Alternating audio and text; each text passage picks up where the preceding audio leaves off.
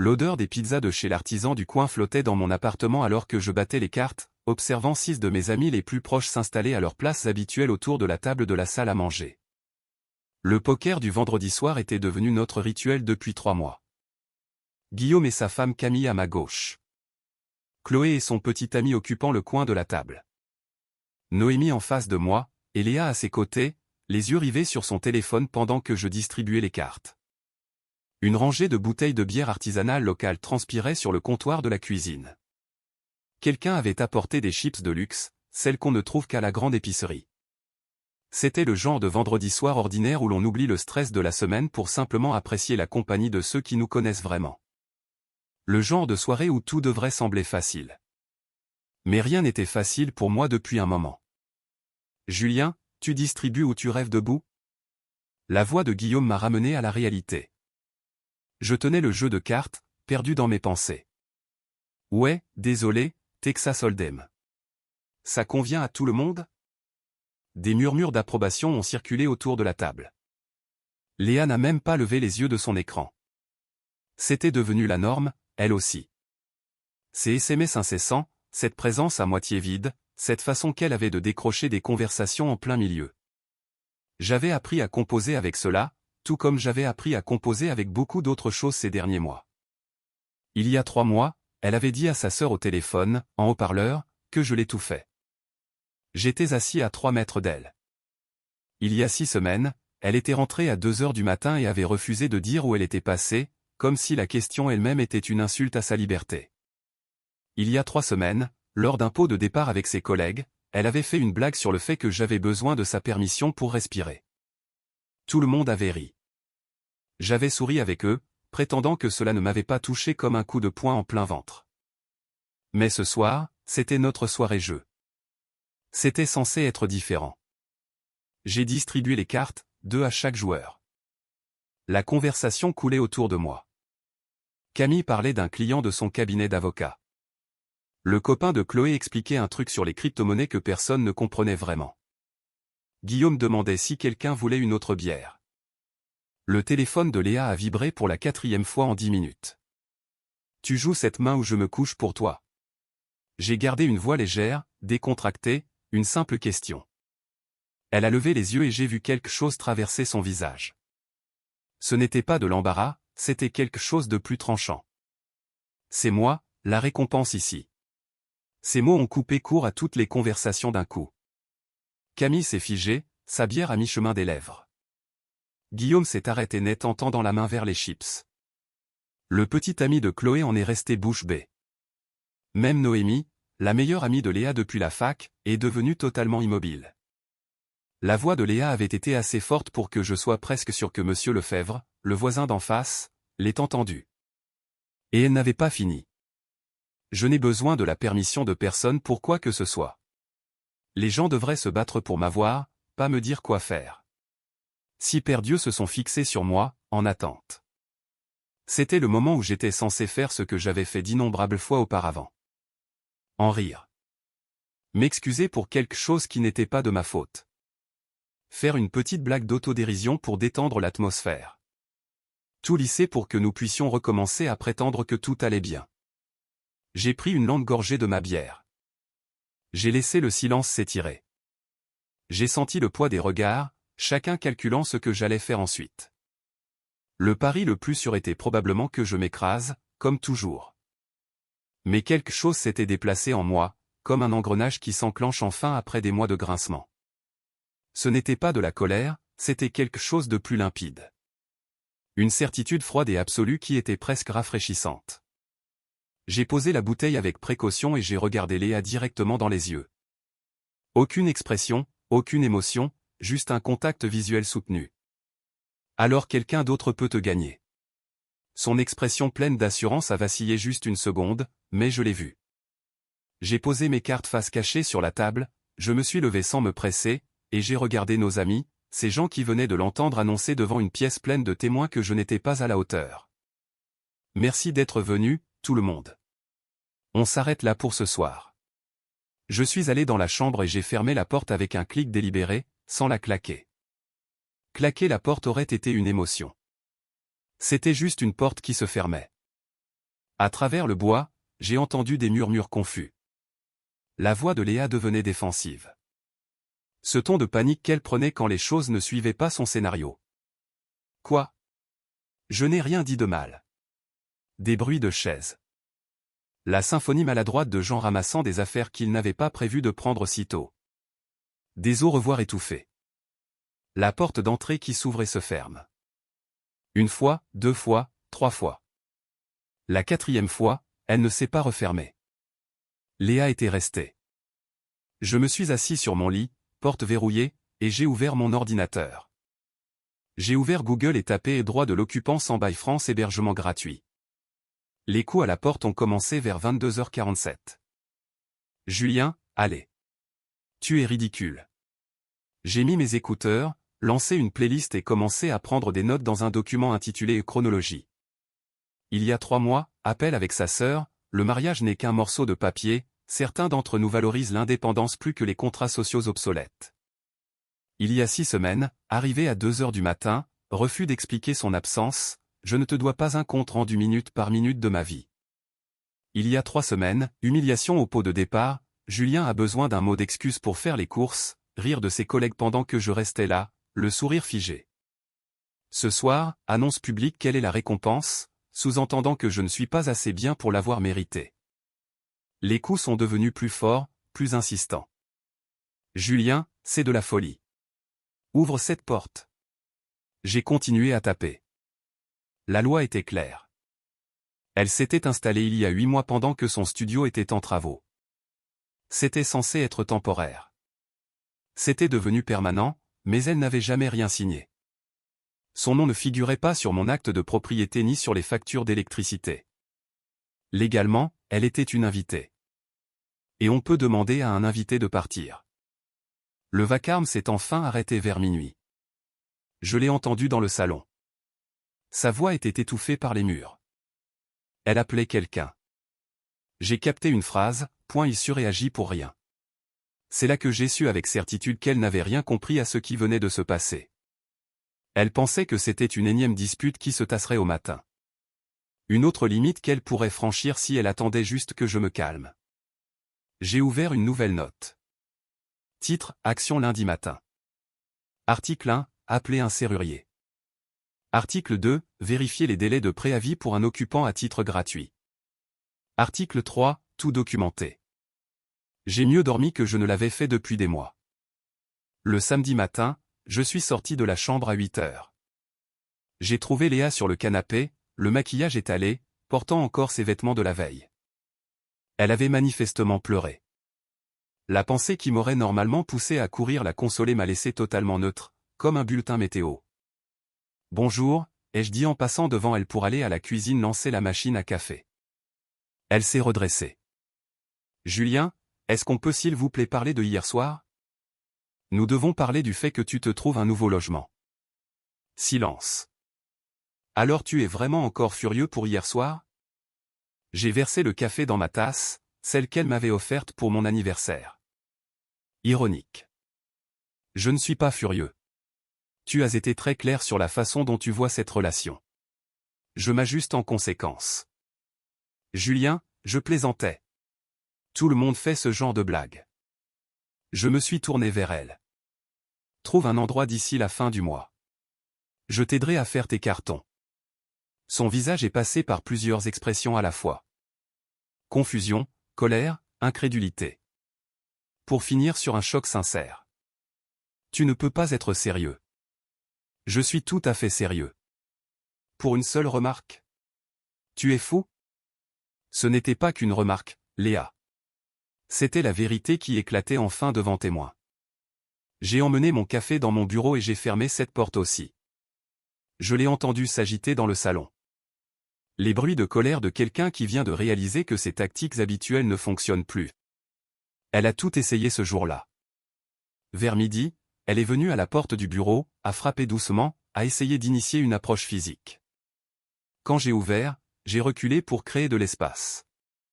Je pense qu'on a dépassé ce stade. À 14h, elle avait cuisiné ce qu'elle prétendait être mon plat préféré, des lasagnes maison. J'ai commandé des sushis à la place, que j'ai mangé à mon bureau pendant qu'elle restait assise seule à la table devant son plat qui refroidissait. À 16 heures, elle a tenté la nostalgie. Tu te souviens de notre week-end à Biarritz? C'était parfait.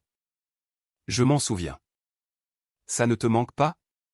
Nous ne te manquons pas? Ce qui me manque, c'est l'idée que je me faisais de nous. Il s'avère que ce n'était pas réel. Les larmes ont commencé vers 18 heures. Des vraies cette fois, celles qui viennent avec une émotion authentique plutôt qu'une manipulation. Je lui ai tendu la boîte de mouchoirs et je suis retourné à mon ordinateur. Tu es cruelle, a-t-elle dit entre deux sanglots. À 20 heures, elle avait fait un sac de nuit. Je vais chez Noémie. Quand je reviendrai demain, tu auras eu le temps de réfléchir et on pourra vraiment discuter. J'ai aidé à porter son sac jusqu'à sa voiture. Elle est restée là, près de la portière, attendant que je la retienne, que je dise que tout cela n'était qu'un geste dramatique destiné à lui faire peur. Tu ne vas vraiment pas me demander de rester? Roule prudemment. J'ai regardé ses feux arrière disparaître au coin de la rue. Je suis rentré. L'appartement semblait différent, plus léger, comme si une pression pesante s'était évaporée. Mon téléphone a commencé à vibrer vers 21 heures. Des SMS de Léa. 14 messages, chacun plus désespéré que le précédent. 3 de Noémie, 1 de Guillaume. Le message de Noémie disait « Elle est chez moi en larmes. Elle dit que tu ne veux pas lui parler. Qu'est-ce qui s'est passé ?» Ma réponse, elle a annoncé publiquement que je n'étais pas à la hauteur. J'ai fini par être d'accord avec elle.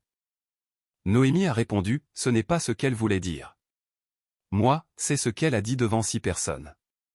Le message de Guillaume était plus simple « Ça va, mec ? Ça va. Merci de prendre des nouvelles. » Et je le pensais vraiment. Pour la première fois en 3 mois, je le pensais vraiment. Le dimanche matin, je me suis réveillé naturellement à 9 heures. Pas d'alarme. Pas d'anxiété à l'idée de son humeur ou des sujets qui pourraient déclencher une crise. Juste un café tranquille sur le balcon. La silhouette de la ville au loin, la lumière du matin accrochant les toits en zinc de Paris. J'avais arrêté d'utiliser ce balcon il y a des mois parce qu'elle se plaignait que le bruit de la rue l'indisposait. J'avais oublié à quel point j'aimais être ici. J'ai passé l'après-midi à faire des recherches. La loi confirmait mes doutes. Invité, pas locataire. Pas de préavis de 30 jours légalement requis. Mais je n'étais pas mesquin. 2 semaines semblaient justes. Plus que juste, en fait. J'ai rédigé un avis formel sur mon ordinateur. Date de départ, dans 2 semaines, vendredi soir. J'ai imprimé 2 copies, signé et daté les 2. Guillaume a appelé vers 18 heures. Mec, qu'est-ce qui se passe? Camille s'inquiète pour toi. J'ai expliqué. Pas seulement l'incident, mais le schéma global. Les mois de manque de respect croissant, les violations constantes de mes limites, la façon dont elle traitait notre relation comme un fardeau qu'elle devait supporter. Vous avez essayé une thérapie de couple, a demandé Guillaume. On ne fait pas de thérapie avec quelqu'un qui annonce publiquement que tu n'es pas assez bien pour elle. Long silence au bout du fil. Pas faux. Elle dit partout que tu surréagis, a-t-il ajouté. Elle peut dire ce qu'elle veut. Pour ce que ça vaut, Camille a dit que ce que Léa a fait était nul. Vraiment nul. J'ai apprécié. Cette validation comptait plus que je ne l'aurais cru. Lundi matin, j'ai envoyé l'email à 7h53. Objet, avis de départ requis. J'ai joint le PDF. Un langage professionnel, courtois. Aucune émotion, juste des faits et une échéance. La réponse est arrivée en 5 minutes.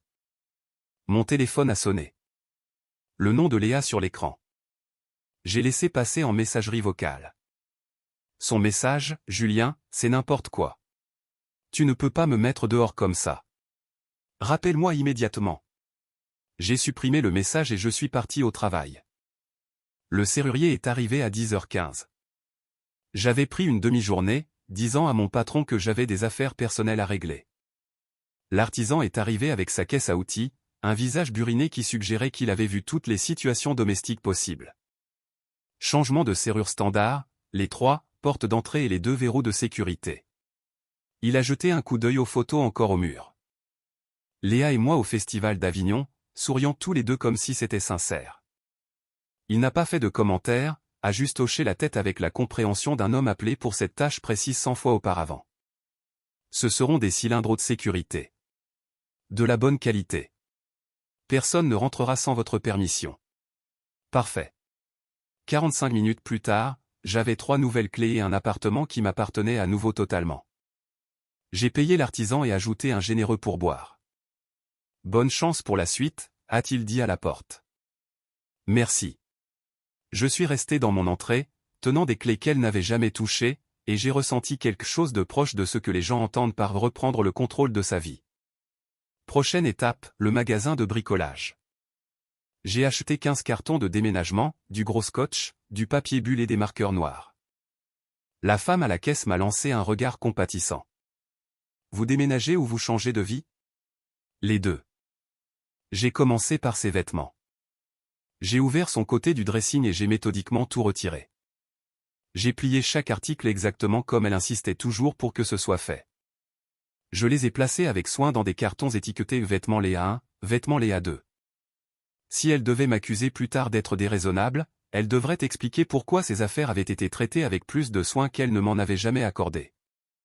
Ses produits de beauté, le maquillage coûteux acheté en ligne, la crème pour le visage que je lui avais offerte pour son anniversaire et qui coûtait plus cher que mon abonnement à la salle de sport, les produits capillaires qui occupaient la moitié du comptoir. Tout a été emballé, mis en carton, étiqueté.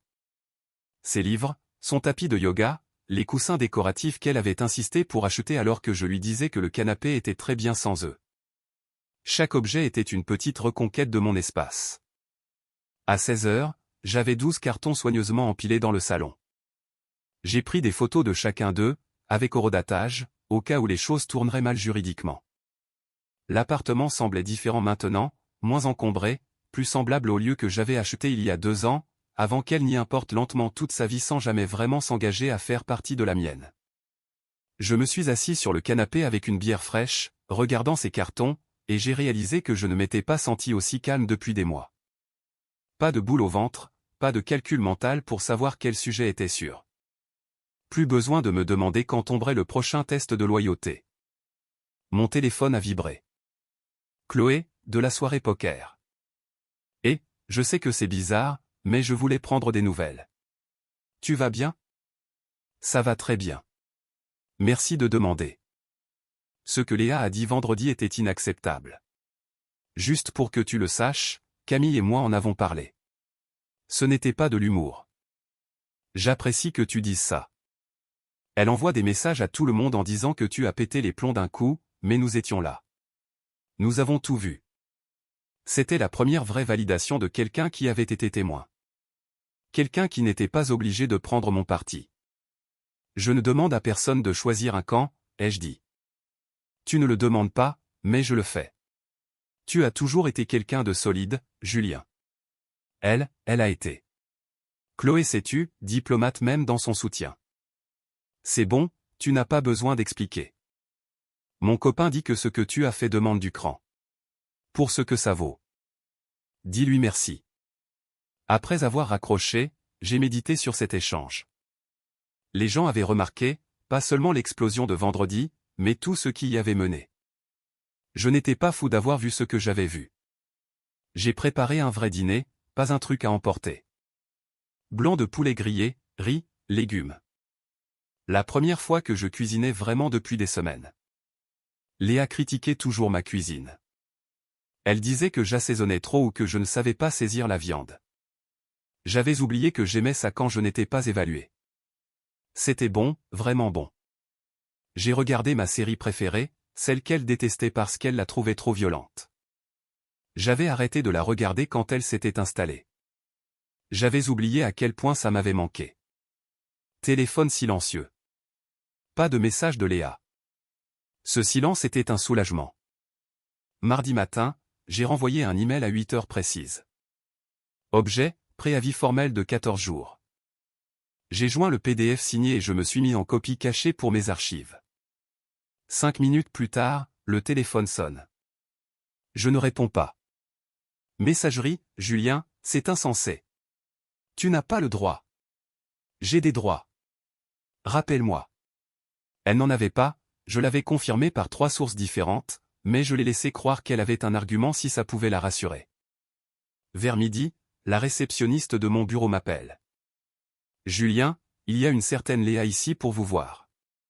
Je pouvais entendre l'hésitation dans sa voix, ce ton prudent que les gens utilisent quand ils sentent un drame conjugal. Dites-lui que je suis en réunion. Je n'étais pas en réunion. J'étais à mon bureau, visible de n'importe qui passant par la réception, mais les limites devaient être imposées.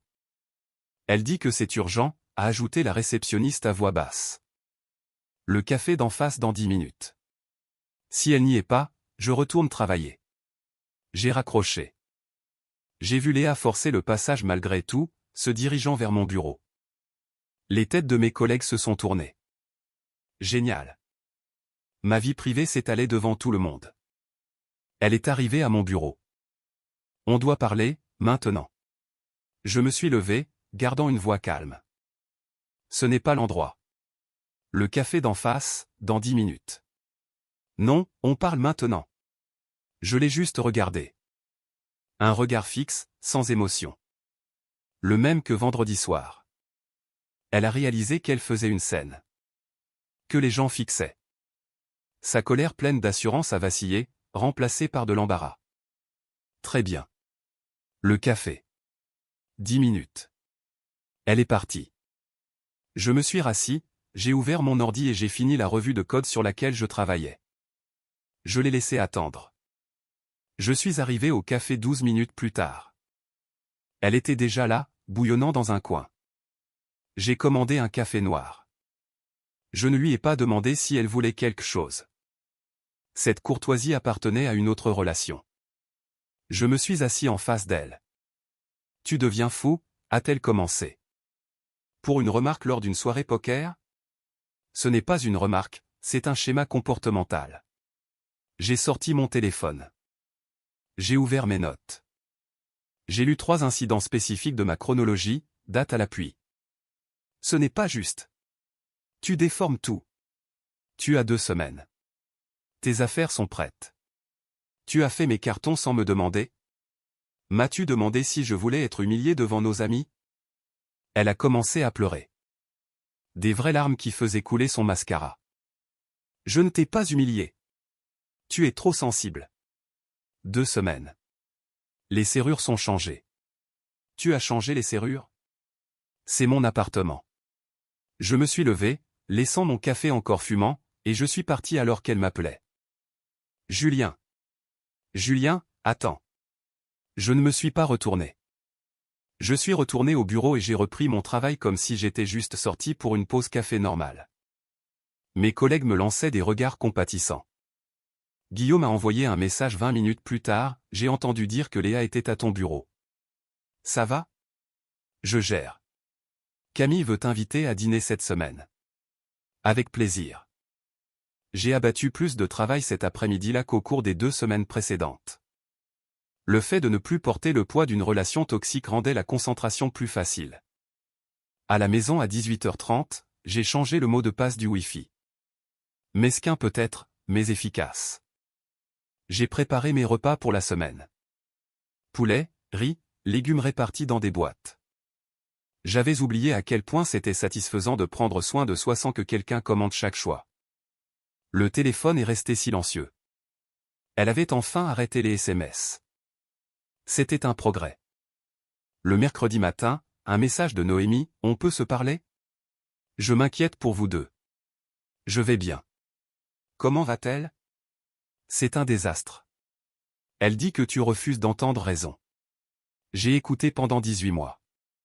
J'ai fini d'écouter. Elle tient vraiment à toi, Julien.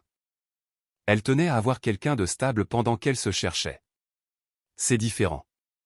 C'est dur, ce que tu dis. C'est honnête. Vers l'heure du déjeuner, Chloé a encore envoyé un message, « Tu as vu ce que Léa a posté ? » Je n'avais pas regardé les réseaux sociaux depuis le week-end. J'ai ouvert Instagram. La story de Léa affichait une citation, « Parfois, les ordures se sortent toutes seules. » Capture d'écran. Enregistré dans mon dossier de documentation. Je l'ai bloqué sur Instagram, Facebook et Twitter. Rupture nette. Chloé a renvoyé, pour ce que ça vaut, personne n'est dupe. Merci de me le dire. Le travail continuait d'être intense. Mon patron m'a même félicité pour un projet fini en avance. Une collègue m'a demandé si je voyais quelqu'un. Elle a dit que sa sœur pourrait être intéressée quand je serais prêt. Je ne l'étais pas, mais le fait que des gens me voient comme quelqu'un de disponible et de fréquentable m'a fait du bien. Le jeudi matin, j'ai croisé Monsieur Lefebvre dans le couloir. Un retraité, ancien prof, observateur comme seuls peuvent l'être ceux qui ont passé des décennies à analyser les comportements humains. Bonjour, Julien. On ne voit plus Léa depuis quelques jours. Elle loge chez une amie. Nous nous séparons. Je suis désolé de l'apprendre. Il a marqué une pause. Bien que j'ai entendu cette dispute vendredi soir. Les murs sont fins. Je m'excuse si nous vous avons dérangé. Mon garçon, il n'y a pas de quoi s'excuser. Vous avez géré ça avec plus de retenue que je n'en aurais eu à votre âge. J'ai réalisé que Monsieur Lefebvre était un témoin, lui aussi. Quelqu'un d'extérieur à notre groupe d'amis qui avait entendu exactement ce qui s'était passé. Si vous avez besoin de quoi que ce soit, faites-le moi savoir, a-t-il ajouté. Merci, Monsieur Lefebvre. Cet après-midi-là, Léa a enfin envoyé un message, j'ai trouvé un endroit. Je peux prendre mes affaires ce week-end? Samedi, ça marche. Quelle heure? Tu vas vraiment faire ça? Ce n'était pas une question, mais un constat d'incrédulité. Samedi matin ou après-midi? Longue pause. Les 3 petits points qui apparaissent et disparaissent. Matin. 10 heures. J'aurais tout mis près de la porte. Est-ce qu'on peut au moins se parler? Il n'y a rien à discuter. Je t'aime toujours. J'ai lu, mais je n'ai pas répondu. Que dire à quelqu'un qui annonce publiquement que vous n'êtes pas à la hauteur, puis prétend vous aimer? Ces deux choses ne peuvent pas exister dans la même réalité. Vendredi, une semaine pile après la soirée poker. Je me suis réveillé avec un sentiment différent. Ni en colère, ni triste. Lucide. Comme si quelqu'un avait essuyé la buée sur un miroir et que je pouvais enfin voir ce que j'avais sous les yeux depuis le début. Le travail s'est bien passé. Mon patron a remarqué ma concentration accrue. Une collègue a mentionné que je semblais le plus léger, demandant si quelque chose de bien était arrivé. Je règle juste quelques affaires, ai-je répondu. J'ai retrouvé Guillaume pour déjeuner dans un bistrot. Tu as l'air différent, a-t-il dit en attaquant son plat. Je me sens différent. Camille dit que tu sembles avoir enlevé un poids énorme de tes épaules. C'est le cas. Léa n'arrête pas d'envoyer des messages à Camille. Elle dit que tu ne lui laisses pas sa chance de s'expliquer. Il n'y a rien à expliquer. Elle a dit ce qu'elle pensait. Elle prétend qu'elle voulait être drôle, que c'était juste de la taquinerie de se dire la récompense et d'insinuer que je ne vaux rien. Ce n'est pas de l'humour, Guillaume. C'est ce qu'elle ressent vraiment. Il a mâché pensivement, puis a acquiescé. Ouais, tu as raison. Une simple validation, mais elle signifiait tout venant de Guillaume, qui me connaissait depuis la fac. Tu as besoin d'aide pour demain, a-t-il demandé. J'ai passé la soirée de vendredi à me préparer. J'ai déplacé les 12 cartons dans l'entrée. Empilés proprement par catégorie, vêtements, chaussures, salle de bain, livres, divers. J'ai pris des photos. J'ai mis le badge de l'immeuble et une clé dans une enveloppe avec un mot, badge immeuble uniquement. À rendre après le déménagement. Professionnel. Pas d'émotion, juste de l'information. J'ai commandé un plat qu'elle n'aimait jamais. Je l'ai mangé à table sans mon téléphone, sans la télé. Juste moi, mes pensées et le calme de mon espace. J'ai réalisé à quel point elle consommait toute mon énergie mentale. Toutes ces heures passées à gérer ses humeurs, à calculer les sujets de conversation au sûr, à me préparer au prochain test. Toute cette énergie était maintenant disponible pour moi. J'ai bien dormi. Samedi matin, réveil à 8 heures sans alarme. Café sur le balcon. Le ciel de Paris dans la lumière du matin. Silence, à part le bruit lointain du trafic. Je me sentais prêt. 9h45, j'ai vérifié les cartons une dernière fois. Tout était là. L'enveloppe sur le dessus. Je me suis installé dans la cuisine avec ma tablette, lisant les actualités, l'air décontracté.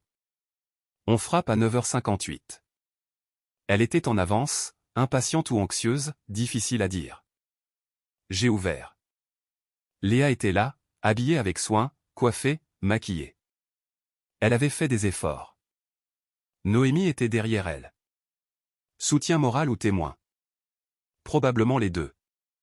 Salut, a dit Léa, d'une voix plus douce que d'habitude. Bonjour. Tout est là. J'ai désigné les cartons. Je ne les ai pas invités à entrer. Cette limite était cruciale. On peut se parler une minute, a demandé Léa. Tes affaires sont emballées. Les clés sont dans l'enveloppe. Julien, s'il te plaît. Juste 5 minutes. Noémie est intervenue, allez, Julien. Accorde-lui au moins ça. J'ai regardé Noémie. Ça ne te concerne pas, puis j'ai regardé Léa. Tu as tes affaires. C'est ce qu'on avait convenu. Les yeux de Léa étaient déjà humides. J'ai fait une erreur. Je voulais me donner de l'importance, c'était stupide. Je suis tellement désolé. Je suis sûr que tu te sentais très bien sur le moment. Ce n'est pas juste. Je ne le pensais pas comme ça. Tu as annoncé à 6 personnes que tu étais la récompense. Je suis simplement d'accord avec toi. Quelqu'un d'autre peut essayer de te gagner. Elle a tenté de faire un pas à l'intérieur. J'ai bloqué le passage. Sans agressivité, mais fermement. Alors c'est ça? 18 mois et c'est fini pour une phrase? Ce n'était pas qu'une phrase, Léa. C'était la vérité qui finissait par sortir. Je t'aime. Tu aimes avoir quelqu'un de stable pendant que tu essaies de savoir ce que tu veux vraiment. Ce n'est pas la même chose. Elle a eu l'air d'avoir reçu une gifle. La justesse du propos l'avait frappée plus fort qu'elle ne l'aurait cru. Ce n'est pas juste. C'est honnête. Noémie a réessayé, Julien, enfin. Tout le monde fait des erreurs. Si ton copain annonçait devant tout le monde qu'il est la récompense et que tu dois te battre pour lui, tu serais d'accord avec ça. Noémie s'est tue. L'argument était imparable. Léa a changé de tactique. Et tous nos projets? Le voyage en Grèce dont on parlait? Tu peux toujours faire ce voyage. Juste pas avec moi. Tu es cruel. Non, la cruauté serait de te garder ici tout en te méprisant. C'est ça l'honnêteté. J'essayais d'avoir de l'assurance. Tu disais toujours que je devais avoir plus confiance en moi. L'assurance, ce n'est pas traiter son partenaire comme un subalterne. Ça s'appelle de l'arrogance. Les larmes coulaient maintenant pour de bon. Je ne veux pas te perdre. Je l'ai regardé, vraiment regardé, j'ai vu sa détresse, sa panique sincère, et je n'ai senti aucun changement en moi. Tu as annoncé que tu étais la récompense. Les récompenses ne pleurent pas pour ceux qu'elles considèrent comme secondaires. Les mots ont eu l'effet d'un impact physique. J'ai vu son visage se décomposer, la réalité brisant enfin le scénario qu'elle s'était raconté. La porte de Monsieur Lefebvre s'est ouverte en face. Timing parfait. Il est sorti, a vu la scène, Léa en pleurs, Noémie la soutenant, les cartons dans l'entrée. Bonjour, Julien. C'est le jour du déménagement? Oui, Monsieur Lefebvre. J'aide juste Léa à récupérer ses affaires. Bonne chance pour votre nouveau logement, mademoiselle, a-t-il dit à Léa, poliment mais fermement. Léa n'a pas pu répondre, trop occupée à sangloter. Monsieur Lefebvre m'a adressé un signe de tête et s'est dirigé vers l'ascenseur. Un autre témoin de son état émotionnel face à mon calme. Noémie a passé son bras autour des épaules de Léa. Allez, on commence à charger la voiture. Léa m'a regardé une dernière fois. Je vais regretter ce moment, n'est-ce pas? Je pense que tu le regrettes déjà. Je veux dire que toi, tu vas regretter de m'avoir laissé partir. Je n'ai pas répondu. J'ai maintenu le contact visuel. Tu n'en as vraiment plus rien à faire, a-t-elle dit. Ce n'était pas une question. Je tiens à mon respect de moi-même.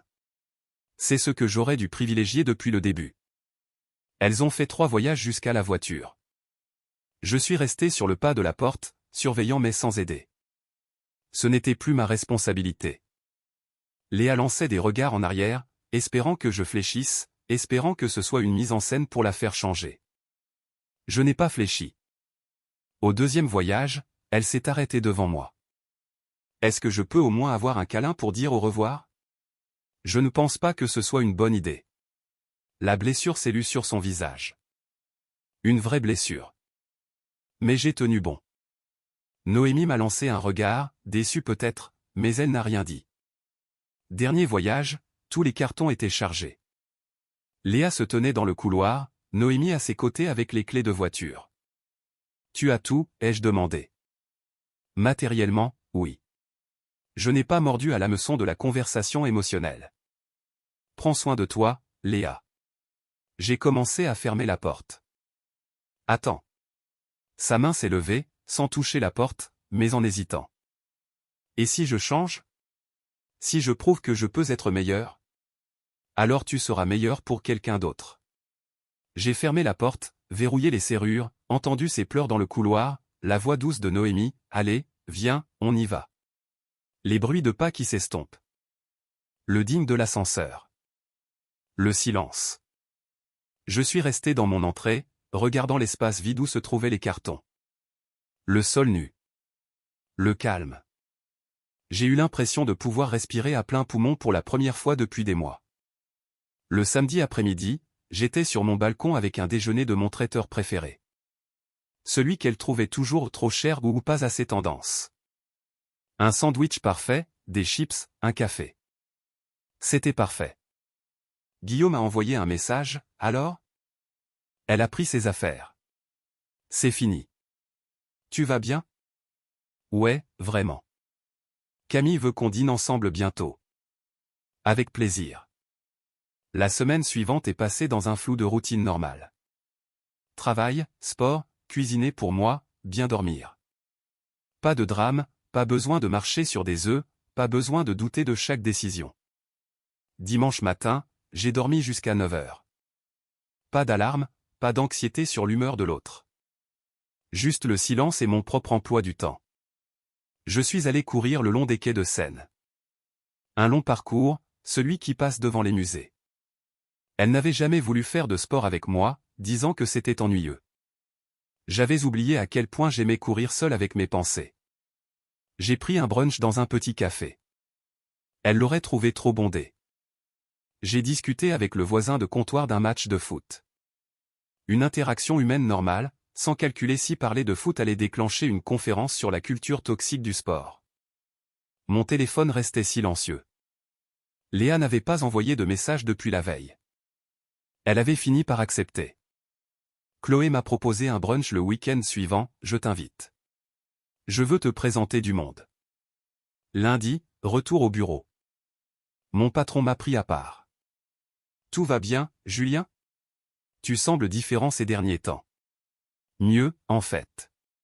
Quelques changements personnels, mais tout va bien. Eh bien, quoi que ce soit, continue. Ton travail de la semaine dernière était excellent. Une collègue s'est arrêtée à mon bureau à midi. Je ne veux pas être indiscrète, mais tu vois quelqu'un. Je sors juste d'une longue relation. Pas pour le moment. Eh bien, quand tu le sauras, ma sœur pourrait être intéressée. Elle est architecte. Très sympa. Elle sort d'une longue relation elle aussi. Je garde ça en tête. Merci. Le fait que les gens pensent à moi, qu'ils me voient comme quelqu'un de valable, c'était presque surréaliste. Comme si j'avais été invisible pendant 18 mois et que soudainement, on me voyait à nouveau. Mercredi après-midi, Noémie a envoyé un SMS, on peut se parler? Bien sûr. Elle a appelé quelques secondes plus tard. Je te dois des excuses. Ah bon? J'essayais d'être une bonne amie pour Léa, mais elle m'avait donné sa version des faits en premier. Elle faisait croire que tu avais explosé sans raison. J'aurais dû te demander ta version. Je comprends. Elle loge chez moi. Et honnêtement, Julien, c'est épuisant. Le drame permanent, le besoin de validation constant, sa façon de se poser en victime pour tout. C'est ce qu'elle est. J'ai juste arrêté de considérer que c'était mon problème. Elle m'a demandé de te convaincre de lui donner une autre chance. Je lui ai dit non. Ce qu'elle a fait était mal et tu mérites mieux. Quelque chose s'est desserré dans ma poitrine. Même sa meilleure amie ne pouvait plus la supporter. Merci de me dire ça. Elle emménage chez une autre amie ce week-end. Je n'en peux plus.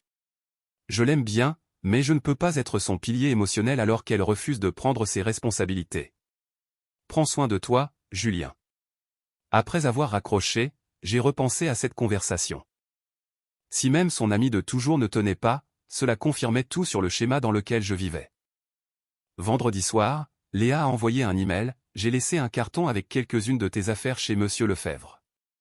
Je ne voulais pas te voir. Je suis allé en face, j'ai frappé. Monsieur Lefebvre a ouvert, un petit carton entre les mains. Elle a déposé ça il y a 1 heure, a-t-il dit. Elle pleurait. Merci de l'avoir gardé. J'ai ramené le carton chez moi. Je l'ai ouvert. Quelques livres que je lui avais prêtés. Un chargeur de téléphone. Une photo encadrée de nous à Avignon. Tous les deux souriants. Cette photo semblait appartenir à d'autres personnes. Je l'ai sortie, l'ai regardée un instant, puis je l'ai mise dans le bac de recyclage. J'ai gardé les livres. Le samedi, Guillaume et Camille m'ont invité à dîner. On s'est retrouvés dans une brasserie. Camille m'a pris dans ses bras. Tu as bonne mine, Julien. Vraiment. Je me sens bien. Guillaume m'a passé une bière. Pas de regret? Pas un seul. Camille a sorti son téléphone, a hésité. Je ne veux pas remuer le couteau dans la plaie, mais Léa poste beaucoup de choses sur apprendre à s'aimer soi-même et trouver sa propre valeur. Tant mieux pour elle. J'espère qu'elle y arrivera. Tu le penses vraiment, a demandé Guillaume. Oui, j'espère juste qu'elle le fera loin de moi. Ils ont ri tous les deux. Un vrai rire. La conversation a dévié sur d'autres sujets, le travail, les projets pour les vacances, la promotion prochaine de Guillaume. Pour la première fois en 18 mois, je n'étais pas le sujet de préoccupation. J'étais juste Julien, leur ami, quelqu'un dont ils appréciaient la compagnie. On est resté jusqu'à la fermeture, à rire et à discuter. 2 semaines plus tard, je suis allé chez Guillaume pour la soirée poker. Le même groupe, sans Noémie ni Léa, mais avec 2 nouvelles personnes. Des collègues de Chloé. L'une d'elles s'appelait Élodie, elle était architecte. Récemment sortie d'une longue relation, avec un humour très vif. On a fini par s'asseoir l'un à côté de l'autre. Julien, c'est ça, a-t-elle demandé pendant que Guillaume distribuait les cartes. Oui, Élodie. Bonne mémoire. Chloé dit que tu es un pro pour bluffer au Texas Hold'em. Chloé parle trop. Elle a ri. Un rire facile, sincère. Je sors d'une relation de 4 ans. Apparemment, je dois réapprendre à socialiser. Je comprends. Je viens de terminer une histoire de 18 mois moi-même. C'est le bon moment alors, a-t-elle dit. Pourquoi? Pour les nouveaux départs. Elle a souri. J'ai souri en retour. Sans chercher à séduire, sans courir après quoi que ce soit, juste présent à l'instant. Mon téléphone a vibré dans ma poche. Probablement rien d'important, mais j'ai vérifié quand même. Numéro inconnu. Tu me manques. J'ai fait une erreur. On peut se parler? J'ai regardé le message, je n'ai rien ressenti. Ni colère, ni tentation, ni curiosité. Je l'ai supprimé. Élodie me demandait quelque chose sur mon travail. J'ai posé le téléphone face contre table et j'ai tourné toute mon attention vers elle. Désolé, tu disais? Tout va bien, a-t-elle demandé. Tout va pour le mieux. Guillaume a croisé mon regard de l'autre côté de la table et a fait un signe de tête approbateur. Camille a souri. Chloé semblait ravie de son entremise. La partie a commencé. Quelqu'un a fait une blague. Tout le monde a ri. J'ai ramassé mes cartes, j'ai regardé mon jeu. Pas mal du tout. Passons sur le bruit ambiant pour aller à l'essentiel. Le problème entre deux, c'est qu'ils avaient arrêté de communiquer des mois avant cette fameuse soirée. Il documentait chaque incident dans sa tête au lieu de les affronter directement. Elle faisait des remarques de plus en plus agressives, testant s'il finirait par réagir. Aucun des deux ne parlait vraiment de ce qui était brisé. Il supposait que la patience réglerait tout. Elle supposait que sa domination le garderait sous contrôle. Ils avaient tous les deux tort. Voici ce que Léa n'a pas compris, on ne peut pas construire une relation sur le mépris et appeler ça de l'assurance. Dire à sa sœur que son copain est étouffant alors qu'il est à 3 mètres n'est pas une communication honnête. Se moquer de lui devant ses collègues n'est pas poser des limites, c'est de la cruauté avec un public. Elle voulait qu'il soit plus affirmé, mais punissait chaque tentative qu'il faisait pour l'être. Une impasse classique. Et lui est tombé dans le piège en se retirant au lieu de confronter. Au moment où il s'est enfin levé pour lui-même, il ne restait plus rien à sauver. La vraie leçon ? Le ressentiment ne s'annonce pas bruyamment. Il s'accumule en silence jusqu'à ce que quelque chose lâche.